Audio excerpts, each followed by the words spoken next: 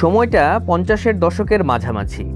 রাজধানীর মহাখালীতে institute of public health IPH এর এই পুকুরের পরিবেশ ছিল অবসর সময় কাটানোর আদর্শ জায়গা, কিন্তু অবহেলা ও অসচেতনতায় ধীরে ধীরে সেটি পরিণত হয় ময়লার ভাগাড়ে। তবে একটি পরিকল্পনা 70 বছরের পুরনো পুকুরটিকে পরিণত করেছে স্থানীয়দের মিলন মেলায়।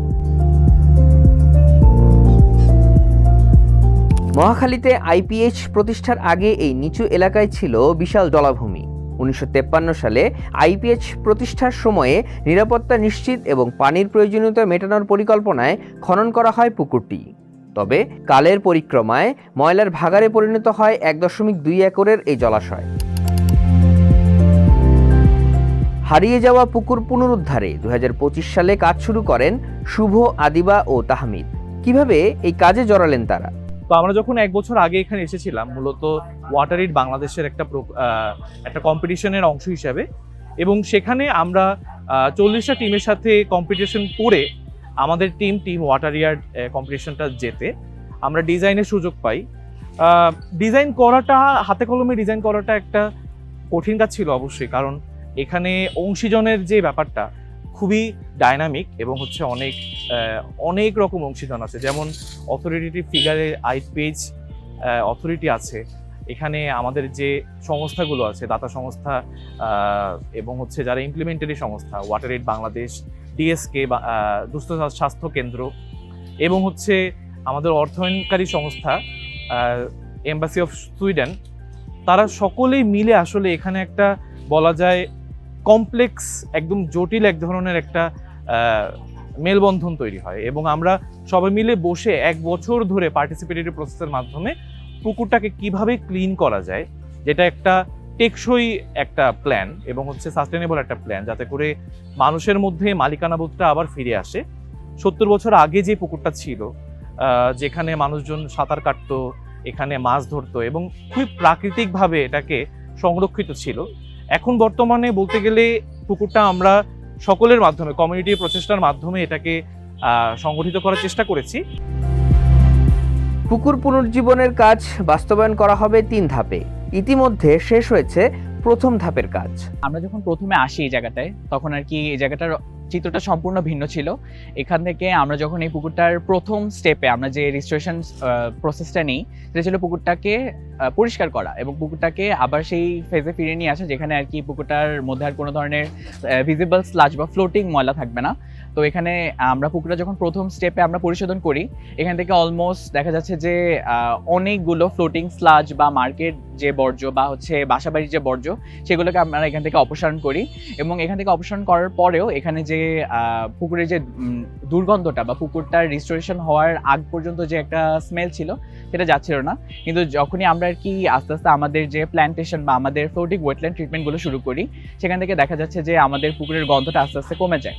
এবং আমাদের উদ্দেশ্যই ছিল যে যখনই আর কি আমরা হচ্ছে এই ধরনের প্ল্যান্টেশন বা এই ধরনের রিপেরিয়ান এজের রিডেভেলপমেন্ট, যে আরবান প্লেস মেকিং যে জায়গাগুলো আমরা করতে চাচ্ছি, এই জায়গাগুলো আমরা যখন স্থাপন করব, তখন এটা যাতে হচ্ছে কমিউনিটি নিজের জায়গা মতো করে চিন্তা করে নেয়। এবং দেখা যাচ্ছে যে কমিউনিটি যখন এই জায়গাটাকে নিজের মতো করে নিয়ে নিচ্ছে, তখনই দেখা যাচ্ছে কমিউনিটির এবং বাসাবাড়ির যে বর্জ্যগুলো তারা আর এই পুকুরে ফেলছে না এবং সেটা তাদের নিজের মতো করেই তারা রাখছে।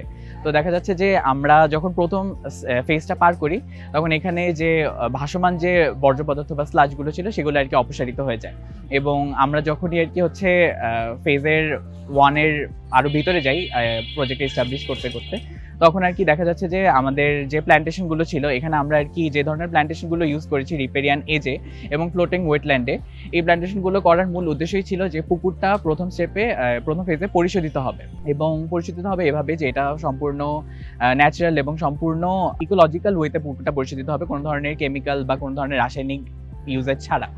তো আমরা যখন প্রথম স্টেপে এই যে প্ল্যান্টেশনগুলো করি, যেমন আমরা ফ্লোটিং ওয়েটল্যান্ডে কলাবতী, কচু এই ধরনের গাছগুলো লাগিয়েছি, এবং আমাদের রিপেরিয়ান এজে আমরা স্পাইডার লিলি বা এই ধরনের ঘাস বা এই ধরনের যেগুলো লেগেছে, যেগুলো আর কি হচ্ছে পানিতেও হয় এবং মাটিতেও হয়।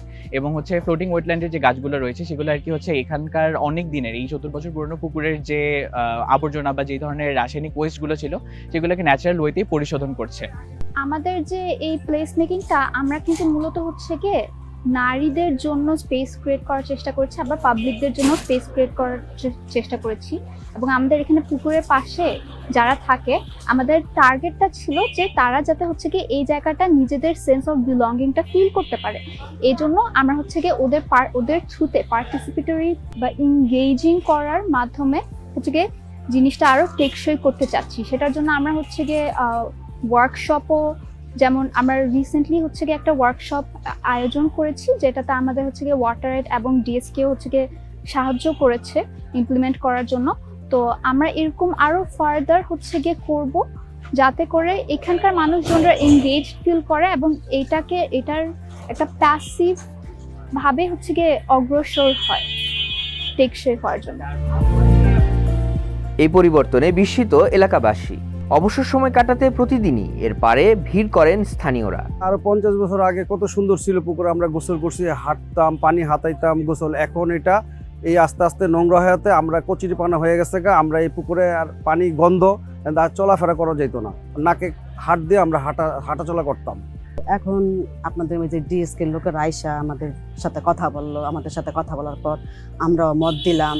তো তখন ওনারা আইসা এই পুকুরটা পরিষ্কার করলো, পানি দিয়া গাছগাছলা লাগাই থয়ে গেল, এই রাস্তাঘাট ঠিক করতেছে, ঠিক করা হয়েছে। এখন খুবই আমাদের কাছে খুবই আনন্দের মতো লাগতেছে, বুঝছেন, একটা পার্কের মতো লাগে। এখন বিকালবেলা হাঁটতে পারতেছি, এখানে হাঁটাচলার যে পথটা হয়েছে খুবই সুন্দর হয়েছে আমাদের জন্য, উপকারও হয়েছে আমাদের জন্য।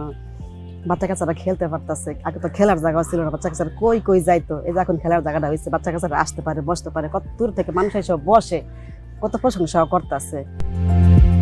নিরাপত্তার স্বার্থে এই পুকুরে গোসল, সাঁতার কাটা ও মাছ ধরায় রয়েছে স্থায়ী নিষেধাজ্ঞা।